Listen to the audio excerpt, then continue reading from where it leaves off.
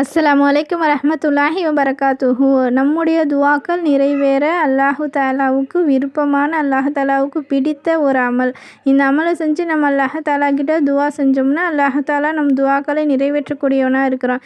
அது எந்த அமல்னு இன்ஷா அல்லாஹ் இந்த பதிவில் பார்க்கலாம். இந்த அமல் சஜ்தா தான். நம்ம சஜ்தாவில் கேட்கக்கூடிய துஆக்களை அல்லாஹு தஆலா நிறைவேற்றுறான்.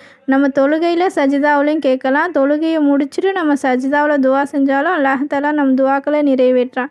சஜ்தாவில் அல்லாஹு தஆலாவுக்கும் நமக்கும் மிக நெருக்கமாக இருக்கிறோம். அந்த நேரத்தில் நம்ம கேட்கக்கூடிய துஆவை அல்லாஹு தஆலா கண்டிப்பாக நிறைவேற்றக்கூடியவனாக இருக்கிறான். நம்ம தொழுகும்போது எப்படி சஜ்தாவில் துஆ கேட்கணும்னா, சஜ்தாவில் சுப்ஹான ரப்பியல் அலான்னு 3 தடவை சொல்லிவிட்டு நம்ம தேவைகளை அல்லாஹு தஆலா கிட்ட சஜ்தாவில் கேட்கணும்.